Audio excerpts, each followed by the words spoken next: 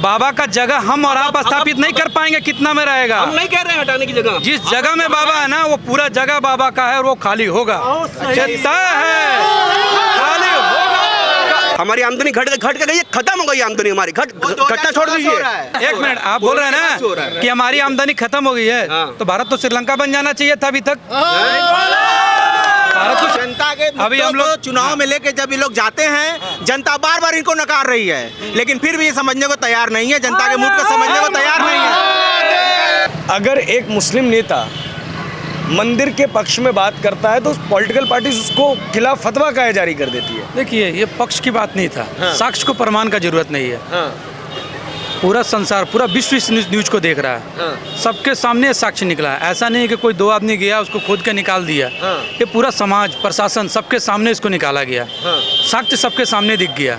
अगर कोई सच बोलता है और उसको पार्टी से निकालती है तो कितने लोगों को निकालोगे? सबके दिल में सच है और एक ना एक दिन वो सच सबके मुंह से बाहर आएगा, निकालो पार्टी से। वो क्या गलत बोली है, उनको साक्ष्य दिखा है, प्रमाण दिखा है, वो चाहती हैं कि देश में सद्भावना रहे, शांति रहे, उसके लिए वो सीधी सी बात बोली है कि हाँ निकला है तो हिंदुओं को सौंप दिया जाए। और शुरू से इतिहास देखा जाए ना, वो हिंदू का ही जगह था, आप उसको ढके थे। आज वो अगर सच अपने आप को बाहर निकाला है तो आपको स्वीकार करना चाहिए। आप बोलते हैं हम लोग सब भाई हैं, एक देश में हम लोग सब साथ में रहते हैं, तो भाईचारा का प्रतीक हम ही क्यों दें? इस बार आपको भाईचारा का प्रतीक देना है, ये तो हम लोग को लड़ना ही नहीं चाहिए, कोर्ट जाना नहीं चाहिए, आप खुल कर आना चाहिए कि हाँ आपके सामने बाबा निकले हैं, बाबा की नगरी है, आप भी यहीं विराजमान हैं, आप लोग भी यहीं रहते हैं सदियों से, दादा परदादा के समय से यहाँ रह रहे हैं। आपको तो खुल कर आके बोलना चाहिए कि हाँ यहाँ मंदिर बनाइए भाई, बाबा निकल गए हैं, हम भी इसका समर्थन करते हैं। मुस्लिम पक्ष बार बार यहाँ पे कह रहा है कि मीडिया जो है वो झूठ बोल रही है और लोग झूठ बोल रहे हैं, सच नहीं दिखाया जा रहा है। आप लोग तो देख क्या है सच वहाँ का? सच वही है जो दिख रहा है, ये ऐसा नहीं है कि सच यहाँ से पूरा न्यूज के सामने चला है, कोई भी राजनीतिक पार्टी वहाँ जाकर ये सब नहीं निकाला है, आपको भी जानकारी है ना। ये प्रशासन के तौर पर पूरा जज मजिस्ट्रेट सबके सामने इसको दिखाया गया, सारा न्यूज में चला है, न्यूज वाले वहाँ से कुछ दुर्लभ तस्वीर भी दिखाए हैं, सब कोई देखा, पूरा विश्व देख रहा है इसको, इसमें किसी पार्टी का कोई लेना देना नहीं है। साक्ष्य सबके सामने प्रशासन की तरफ से, जिस पर वो आज कोर्ट में जा रहे हैं, कोर्ट किसका है? सबके लिए है, न्यायालय सबके लिए है। वो लोग तो कह रहे हैं कि न्यायालय भी मोदी योगी की जेब में है। ये तो बोलना बेकार है ना, न्यायालय बिक गया, न्यायालय बिक गया, ऐसा थोड़ी होता है। आप उसी न्यायालय पर विश्वास करते हैं तब सुप्रीम कोर्ट जा रहे हैं, सुप्रीम कोर्ट बोला लोअर कोर्ट से समझिए, तो कुछ तो दलील होगा, कुछ तो कानून बना हुआ है ना। इतने सालों से आप इस चीज़ को लेकर डाला, इतना दिन कुछ नहीं हुआ, लेकिन आज इस गवर्नमेंट में ताकत आई, एक पिटीशन दायर हुआ, उस पिटीशन पर आज भी आप वो अगर पिटीशन दायर करते हैं, उनके लिए भी एक न्यायालय खुला है। अगर उनका कुछ निकलता तो क्या वो शांत बैठते हैं? वो हल्ला करते हैं ना। तो अगर हिंदू पक्ष आज अपना अधिकार मांग रहा है तो पीछे क्यों हट रहे हैं? अच्छा, ये भी लोग कहते हैं कि बेरोजगारी से ध्यान हटाना है, इसलिए मंदिर मस्जिद में उलझा देते हैं। बेरोजगारी क्या आज पैदा हुई है? बेरोजगारी क्या आज मोदी जी के आने से पैदा हुआ है? 70 सालों से बेरोजगारी नहीं था। देश का जनसंख्या बढ़ रहा है, उस पर किसी को नजर है? देश में सबको सरकारी नौकरी चाहिए, लेकिन जनसंख्या नियंत्रण पर कोई ध्यान नहीं दे रहा है। हर आदमी को चाहिए, पक्ष हो विपक्ष हो। मुस्लिम कहते हैं हमको सरकारी नौकरी नहीं मिल रही है, भैया जनसंख्या कंट्रोल कर लो, देखो नौकरी सबको मिलेगी। सबसे ज्यादा जनसंख्या कौन पैदा कर रहा है? जनसंख्या नियंत्रण बिल आ जाएगा, देश में सारा महंगाई का मुद्दा सॉल्व हो जाएगा बहुत जल्द। जनसंख्या मुद्दा, और हम लोग चाह रहे हैं, पूरा देश चाहता है कि जनसंख्या पर लगाम लगे, उसके लिए एक अच्छा कानून बने। अच्छा, एक और चीज़ समझिए, आज़ादी के वक्त से लगातार हम लोग देखते आ रहे हैं कि मुस्लिम समाज दो भागों में बटा रहा। पहले मौलाना अबुल कलाम आज़ाद साहब थे कांग्रेस में और मोहम्मद अली जिन्ना मुस्लिम लीग के। लोग पसंद तो मौलाना अबुल कलाम आज़ाद को करते थे, लेकिन फॉलो जिन्ना को करने लग गए। आज के टाइम में भी कई ऐसे मुस्लिम लीडर्स हैं जो बात करते हैं शांति की, जो बात करते हैं सौहार्द की। अच्छे तो सबको वो लगते हैं, लेकिन फॉलो सब ओवैसी को करते हैं। क्या कहेंगे इस पे? देखिए, सबसे बड़ी बात क्या है ना, ये लोग अपने समाज में बटे हैं, सिर्फ जिहाद, ये सब लंदफंद धर्म, हिंदू धर्म इस तरह का कहीं कहीं नहीं है। इन लोगों में मदरसा होगा, फतवा जारी, एक नया हम अपना शरिया कानून, जब इस देश में रहते हो ना, एक नेशन एक कानून पर चलेगा, कोई फतवा नहीं जारी होगा, कोई शरिया कानून नहीं चलेगा। कुछ इन लोगों में ढोंगी टाइप के धर्म गुरु हैं, वो गलत प्रचार करते हैं, हिंदुओं के खिलाफ बरताते, काफिर बोलते हैं। इसी मुल्क में तुम भी पैदा लिए, इस रुख में तुम भी पीछे जाओगे ना 10 मुझ में, तुम्हारे बाप का भी नाम आ जाएगा हिंदू, ठीक है। कन्वर्टेड होकर मुस्लिम बन गए तो आज तुम बाबर के वंशज बन रहे हो। कोई है क्या बाबर का वंशज यहाँ पे? दूसरा पक्ष भी लेंगे। है कोई? बिल्कुल, बोलिए। सवाल क्या आपका? सवाल ये है कि अभी आपने देखा कि एक तरफ मोहम्मद अली जिन्ना, एक तरफ मौलाना अबुल कलाम, इसी तरीके से एक तरफ मुख्तार अब्बास नकवी। उस समय हिंदू महासभा थी, कांग्रेस थी, राष्ट्रीय स्वयंसेवक संघ की तरफ से जनसंघ था, ठीक है। हिंदुओं के भी काफी पक्ष थे उस समय, लेकिन सबने कांग्रेस को उस समय चुना था, न कि हिंदू महासभा या जनसंघ को। लेकिन देश का बंटवारा तो हो ही गया ना। अगर मोहम्मद अली जिन्ना को सपोर्ट नहीं मिला होता मुस्लिम्स का, ज्ञानवापी का मुद्दा है, आप आज़ादी पे कहाँ चले जाए? अभी हम लोग जब बात कर रहे थे तो आप बीच में आए, तो इसलिए वही सवाल आपसे लिया। मुख्य चीज़ क्या है कि रुबीना खानम, जब तक loud speaker, Rubina Khanam Samajwadi Party की नेता, जब तक वो महानगर अध्यक्ष रही हैं उस पार्टी की, अलीगढ़ की, जब तक वो लाउड स्पीकर पे विवाद देती रही कि भैया हनुमान चालीसा पढ़ोगे तो हम कुरान पढ़ेंगे, बुर्का में हाथ डालोगे तो हम हाथ काट देंगे, तब तक तो वो बहुत अच्छी थी। लेकिन जैसे ही उन्होंने बोला कि अगर ज्ञानवापी में मंदिर के अवशेष मिले हैं तो आप हिंदुओं को सौंप दीजिए, तो उनको हटा दिया। उनकी बात कौन सुनता है? उनकी बात सुनता, आप टीवी पे दिखाइए मत, उनकी बात को सुनेगा ही नहीं। आपने कहा कि ये बोल रहे, आपने कहा कि मुद्दा जैसे कि बेरोजगारी और उसकी बात हो रही थी ना, कि क्या बोलते हैं कि मुद्दा नहीं, एक जाना है उसको बात को कन्वर्ट करो। बोलिए। रुबीना खानम का बात हो रहा, बोलो तो अभी तो हिंदू पक्ष और मंदिर के सपोर्ट में बोला है, तो मुलायम सिंह पाटिल ने उनको निकाल दिया। कि भारत में जितने भी मुस्लिम हैं उसमें से 90% के जो पूर्वज हैं वो हिंदू ही थे। पर ये इनका चर्चा है ज्ञान। अब आइए क्या इसमें क्या होना चाहिए, इसके बारे में बात हो रहा है। आप क्या चाहते हैं? हम चाहते हैं मंदिर बने, कहाँ पे? जहाँ पे बाबा का शिवलिंग निकला है, मतलब वहाँ मंदिर बने। हाँ। और उसके जो बस के जितनी जगह पे निकला उतना ना, नहीं हाँ। उस जगह पे कैसे? लेकिन कोर्ट में तो केस, लेकिन कोर्ट पे जितने भी हिंदू पक्ष ने केस किया हुआ है, वो केस किया हुआ है वहाँ पूजा करने का, ना कि जमीन कब्जाने का। राम मंदिर का मसला अलग था। बात कहाँ से हो रहा है? जमीन कौन कब्जा किया है? काशी विश्वनाथ का मंदिर का जमीन कब्जा है। मैं इस पक्ष में हूँ कि क्या बोलते हैं, जो नंदी अपने शिव जी को देखते हैं, ठीक है, वहाँ पे उनकी पूजा होनी चाहिए। अगर वहाँ शिवलिंग निकला है तो, और कोर्ट डिसाइड कर देगा कि वो शिवलिंग है कि नहीं है। अगर शिवलिंग उसमें ASI अपना करेगा, उसमें सर्वेक्षण। कोर्ट क्या दिखाने का है? पूरा संसार देख रहा है, पूरा विश्व देख रहा है। नियम कानून से चलता है, ऐसे नहीं चलेगा, ऐसे नहीं चलेगा। ठीक है, आपकी बात मान लिया, आपकी बात मान लिया। बाबरी मस्जिद भी नहीं मानने को तैयार थे, बनाना राम मंदिर। आपकी बात मान लिया। हम एक बता रहे हैं, बाबरी मस्जिद भी नहीं मान रहा था कोई। आपकी बात मान लिया। वहाँ पे क्या बोलते हैं? नहीं मानेगा। मान लिया शिवलिंग, मान ली शिवलिंग है, शिवलिंग एक लिमिटेड एरिया में है। जो लोग बोल रहे फवारा है क्या तामझाम है, ठीक है, तो उतने एरिया जितने एरिया में शिवलिंग है, बाबा की है। बाबा का जगह हम और आप स्थापित नहीं कर पाएंगे, कितना में रहेगा? हम नहीं कह रहे हैं हटाने की जगह। जिस जगह में बाबा है ना, वो पूरा जगह बाबा का है और वो खाली होगा, चलता है, खाली होगा। आपका नाम क्या है? आपका नाम भी है? आप इनको का नाम पूरी जगह चाहिए। हाँ सुनिए, बात ऐसी है, ये तो हम भी जानते हैं, हर व्यक्ति जानते हैं कि अहिल्याबाई होलकर ने नए काशी नई मूर्ति, नई मंदिर का निर्माण करवाया था। इससे पहले जो काशी विश्वनाथ का टेम्पल था, ये चीज़ योगी आदित्यनाथ चुनावी इंटरव्यू में भी बोल चुके हैं, और जिस चीज़ के ऊपर पूरी बहस भी हो रही है कि यहाँ पे काशी विश्वनाथ का पूरा मंदिर था। मथुरा अयोध्या काशी मुद्दा आज से नहीं है, 100 साल से, ठीक है, ये कोई नया बात नहीं है। और ये उनका राजनीतिक एजेंडा है, रहेगा 24 तक रहेगा, 27 तक रहेगा, ठीक है। अब हमको ये है कि कोई राजनीति नहीं हो रही है। अगर राजनीतिक एजेंडा है तो दूसरे विपक्ष पूरे राजनीतिक एजेंडे को ले ले, इसको पूरा करा दे, काम खत्म। अगर ये राजनीतिक एजेंडा है तो विपक्ष अभी एक मिनट अभी क्या, एक मिनट, हमारा मुद्दा नहीं है, धर्म पर हमारा मुद्दा नहीं है भैया, धर्म पर हमारा मुद्दा नहीं साहब। हमारा मुद्दा हमारा रोजगार है, रोजी रोटी है, हमारी आमदनी घट के गई है, खत्म हो गई आमदनी हमारी, घटना छोड़ दीजिए। तो अभी भारत, एक मिनट, तो भारत, एक मिनट आप बोल रहे हैं ना, एक मिनट आप बोल रहे हैं ना कि हमारी आमदनी खत्म हो गई है, तो भारत तो श्रीलंका बन जाना चाहिए था अभी तक।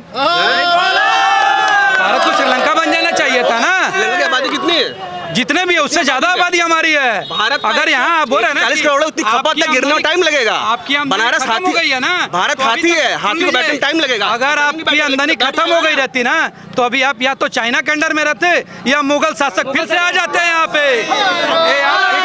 आप लोग कह रहे हैं, हाँ एक चीज देखिए, एक चीज कही जा रही है बार बार कि नगरी और महादेव त्रिशूल पर इस नगरी को बसाए हैं। और क्या वो बेरोजगारी और रोजगार वाले मुद्दे पे बोल रहे थे, क्या बोलते हैं कि महंगाई कितनी बढ़ गई है? ऐसा आप एक पक्ष जो है वो ये बार बार कह रहा है कि ये एक मिनट, कैमरा सामने है, पीठ मत दिखाइए।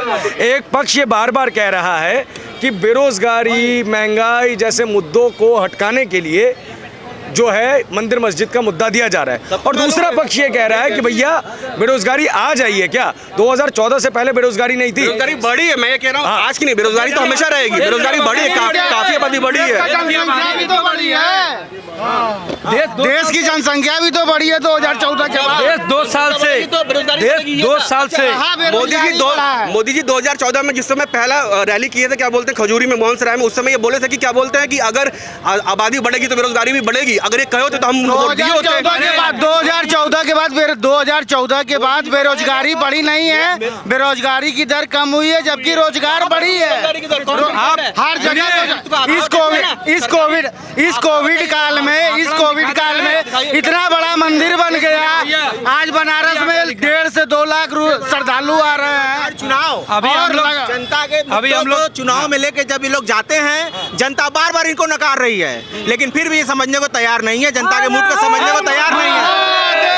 पब्लिक इमोशन तो यही है कि अगर बेरोजगारी है तो यूपी में दोबारा योगी आदित्यनाथ कैसे आ गए? 38% वोट शेयर सपा का है अपने पीक पे, 38। और उसमें भी भाजपा, उसमें बहुत सारे दलों का गठबंधन के साथ आरजेडी है, आरएलडी है, राष्ट्रीय लोक दल है।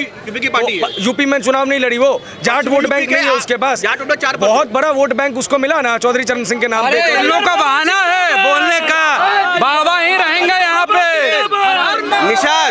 संजय निषाद, ठीक है, इन लोगों के साथ में भाजपा लड़ी, भाजपा अकेले नहीं लड़ी, अकेले हिम्मत होती थी, अकेले लड़ ली होती है। वो अकेले लड़ती है तो कहते हैं गठबंधन का धर्म नहीं निभाते हैं। कौन बोला?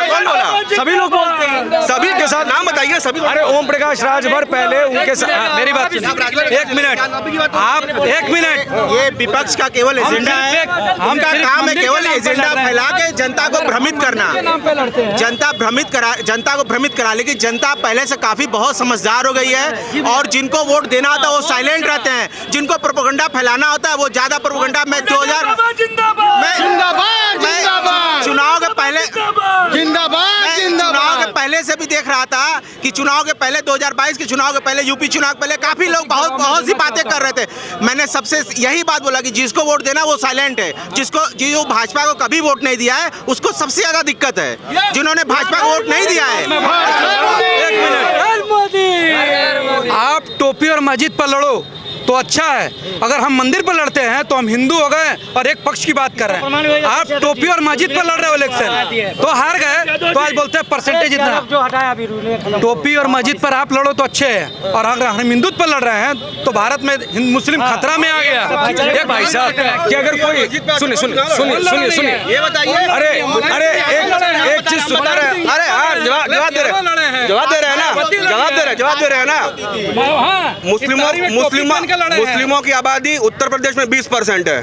कोई गधा पार्टी होगी केवल 20% वोट के लिए 80% हिंदू वोट अपना खराब करेगी। आज तक यही होता है, मुस्लिम अपीसमेंट होता है। सुनिए अरे भाई साहब, अरे एक मिनट सुनिए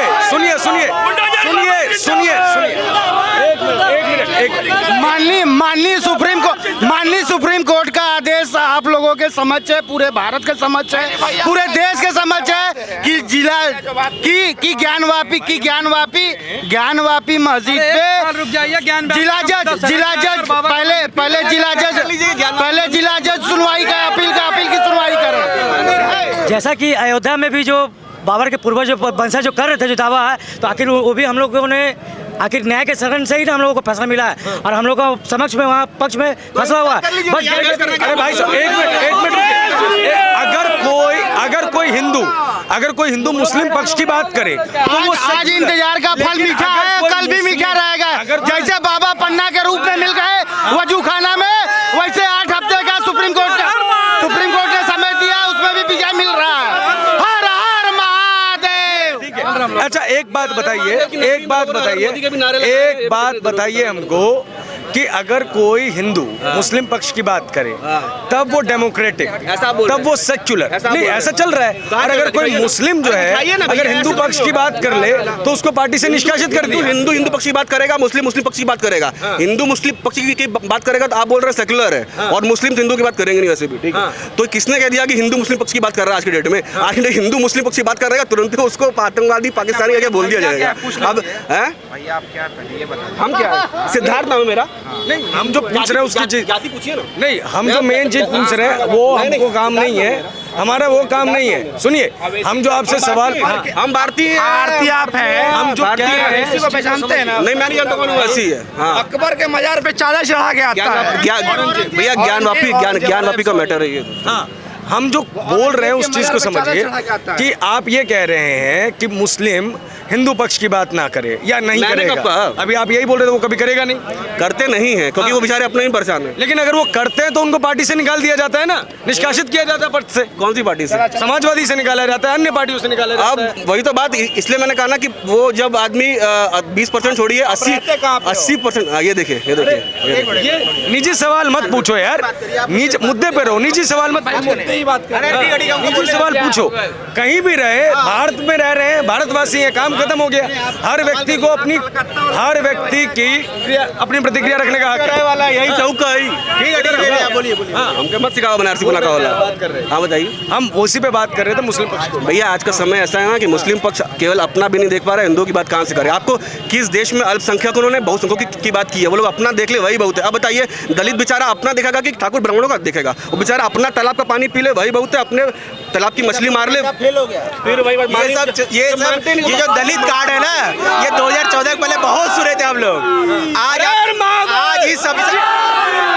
आप इस शहर में जाइए, कोई दलित कोई वैचारिक मतभेद कहीं नहीं है। आप कहीं भी जाइए, किसी से कोई पूछ के नहीं पता भैया आप दलित है क्या है, सब कोई सबके साथ खा पी रहा है। प्रोपेगेंडा 2000 के पहले वामपंथी विचारधारा से फैलाया गया था इस देश में, क्योंकि दलित उनको हमेशा दूर रखा गया, उनके दिमाग में भरा गया। आज भी जो अपने आप को खाटी दलित नेता मानते हैं वो अपने आप को खुद हिंदू से कटे हुए मानते हैं, क्योंकि हिंदू समाज का भी किसी दलित तो उनको मंदिर में आने की कोई मनाही नहीं है, मनाही नहीं है। कहीं मनाही नहीं, किसी एक मंदिर का उदाहरण आप दिखा दीजिए, बनारस इतना बड़ा है, मैं इस प्रदेश इस शहर की बात करूं, किसी एक मंदिर में दिखा दीजिए कि दलित को प्रवेश नहीं दिया जाता, ऐसा कहीं कुछ नहीं है। बहुत बहुत शुक्रिया आप सभी का हमसे बात करने के लिए। रूबीना खानम जो कि समाजवादी पार्टी की तेज तर्रार नेता हुआ करती थी, जब वो लाउड स्पीकर के ऊपर अपनी बात कहती थी तब समाजवादी पार्टी को बहुत अच्छा लगता था कि कोई बात नहीं कि लाउड स्पीकर से कुरान भी पढ़ा जाएगा मंदिर के सामने।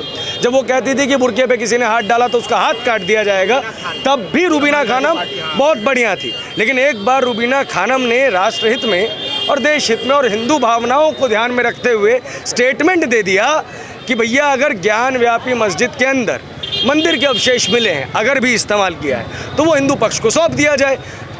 सुप्रीम कोर्ट भी यही करेगा, तमाम न्यायालय भी यही करेंगे। जब वो सारी जांच कर लेंगे तो ये ना तो कोई विवादित बयान था, ना ही कोई तुष्टिकरण। लेकिन हाँ, राजनीतिक आकाओं को अपने अपने समर्थकों को ये बताना होता है कि हम तुम्हारे साथ खड़े हैं, और इस चीज़ के लिए बड़ी लफ्ज़बाजी की या बयानबाजी की आवश्यकता नहीं होती। इस चीज़ के लिए आवश्यकता होती है संकेतों की। तो इन संकेतों से ये स्पष्ट रूप से बता दिया गया है कि अगर मुस्लिम पक्ष का कोई भी नेता मंदिर की बात करेगा तो आगे ऐसा ही होगा।